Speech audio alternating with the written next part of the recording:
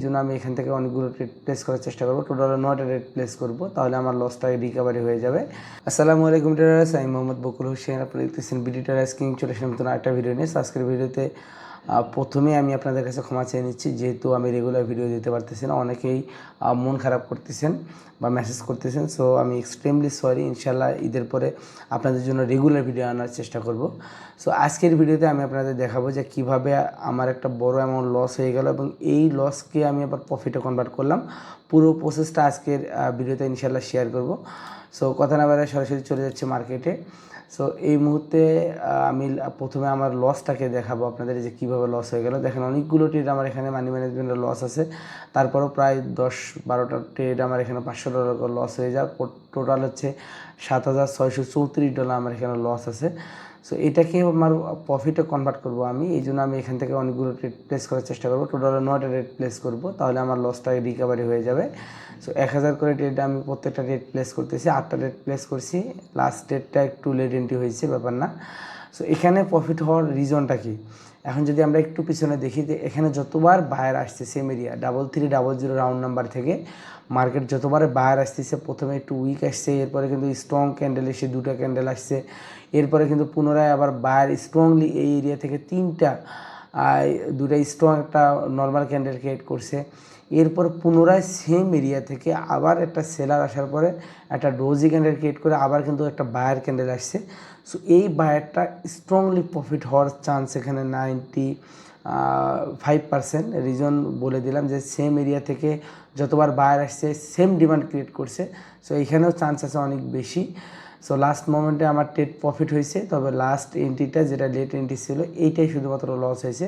তার মানে loss recovery হয়ে যেত, কিন্তু একটা রেট লস হওয়ার কারণে আমার লস রিকভারি না হয়ে এখনও $1114 আমার বাকি আছে। সো আমি এইটার আবার একটা চান্স নেব, যদি এই মার্কেটটা পুনরায় একেবারে এর আগের যে ডোজি ক্যান্ডেলটা ক্রিয়েট করলো গ্রিনের এই নিচের পয়েন্ট পর্যন্ত আসে, আমি 2টা রেট প্লেস করে দেবো। ওকে ওকে, 2টা রেট প্লেস করে দিলাম। এটা যেহেতু এই যে এর আগে যতবার এখানে উইক ক্রিয়েট করছে, উইক থেকে কিন্তু বায়ার চলে আসছে। তার মানে এটা হচ্ছে বায়ারের এন্ট্রি এরিয়া। সো বায়ার এইখান থেকে মূলত ডিমান্ড স্টার্ট হইতেছে। সো এই যেহেতু আমার সেফটি অ্যান্ড মার্জিনিটি দুটো মানে প্লেস হয়েছে, এটা প্রফিট হওয়ার চান্স 95%। মার্কেট যত মানে নিচে আসুক না কেন, এটা আরও উপরে যাবে। বায়ার ক্যান্ডেল না হলেও মূলত একটা উইক সেলার ক্যান্ডেল ক্রিয়েট করবে, কিন্তু আমার এন্ট্রিটা ছিল বেস্ট এন্ট্রি এবং আমার এই ট্রেড দুটো প্রফিট হবে 100%। ওকে, সো আলহামদুলিল্লাহ আমার এই ট্রেড দুটো প্রফিট হয়ে গেল। তার মানে আমার যে লসটা ছিল, এটা আমি টোটাল লসটাকে প্রফিটে কনভার্ট করে ফেলছি। আমার এখন লস থেকে মূলত আমার দেখেন $746 আমার এখানে কিন্তু প্রফিটে আছি আমি। সো এইটা আমার জন্য প্লাস পয়েন্ট। আমি চেষ্টা করবো আরও কিছু রেট প্লেস করার জন্য। এখান থেকে আমি একটা রেট প্লেস করে দিলাম। এর যদি একটু সাইডে দেখি, দেখেন কত strong demand area. So market এর আগে সেম এরিয়া থেকে এই যে 240 যে এরিয়াটা দেখেন, 240 হচ্ছে বায়ারের স্ট্রং ডিমান্ড এরিয়া। এখান থেকে একটু যদি বাম সাইডে দেখি আমরা, স্ট্রং ডিমান্ড ছিল বায়ারের, এবং এখান থেকে বায়ার এন্ট্রি হলেও মানে 6টা ক্যান্ডেল ক্রিয়েট করছে। তার মানে, এবং প্রত্যেকটা ক্যান্ডেল স্ট্রং ছিল। তার মানে এটা হচ্ছে স্ট্রং ডিমান্ড এরিয়া। এখান থেকে বায়ার ডিমান্ড হবে এবং হচ্ছে মার্কেট আরও উপরে যাবে, চান্স আছে অনেক বেশি। সো এই জন্য মূলত লাস্ট ট্রেড আমি প্লেস করেছি। এটা আমাদের জন্য লাস্ট ট্রেড, যেহেতু আমার অলরেডি লস থেকে আমার প্রফিট আমি কনভার্ট হয়ে ফেলছি, মানে হয়ে গেছি। সো এখান থেকে এই ট্রেডটা প্রফিট হলে আমার 800 সামথিং প্রফিট হয়ে যাবে। তার মানে আমার টোটাল লস রিকভারি হয়ে টোটাল লসটাকে আমি প্রফিটে কনভার্ট করলাম। সো আর মাত্র 2 সেকেন্ড, আলহামদুলিল্লাহ আমার কিন্তু এই ট্রেডও প্রফিট হয়ে গেল। এবং আমার সেই সাথে এখন এই যে 7600 যে লস ছিল, এইটা থেকে কিন্তু আমি $839 প্রফিট করে ফেললাম, যেইটা খুব কম সময়ের ভিতরে। সো অনেকের কাছে এটা খুব ইজি মনে হবে, তবে এর পিছনে আপনার অনেকগুলো জিনিস কাজ করবে। সো আপনার টোটাল যে ব্যালেন্স, আপনি কোন রেশিওতে ট্রেড করতেছেন, এইটা খুবই ইম্পর্টেন্ট।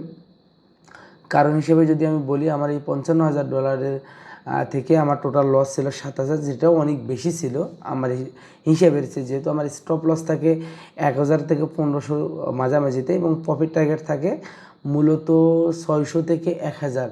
সো অনেক সময় আমার একটু বেশি হয়ে যায়।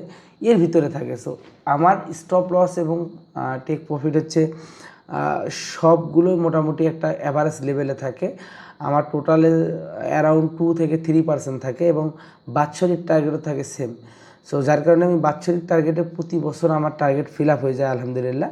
এই বছর অলরেডি টার্গেট আমার ফিল আপ হয়ে গেছে, এখন অনেক সময় পড়ে আছে। সো আপনি যদি এইভাবে লং টার্ম যদি চিন্তাভাবনা করে ট্রেডিং করেন, সেই ক্ষেত্রে আপনার দেখাশোনা প্রফিট কম হবে, কিন্তু আপনি বছর শেষে একটা ভালো প্রফিট বের করতে পারবেন। আমি এখান থেকে চাইলেই একদিন চেষ্টা করে আমি লিডার বোর্ডে আসতে পারি, বাট এতে করে কি হবে, আমার সাইকোলজি নষ্ট হয়ে যাবে। আমি যে প্ল্যান করে ট্রেডিংটাকে মানে ট্রেডিংয়ে সাকসেস হয়েছি, আমার ট্রেডিংয়ের যে প্রফিটেবল হওয়ার পিছনে যে রুলসটা, এইটা মূলত ব্রেক হবে।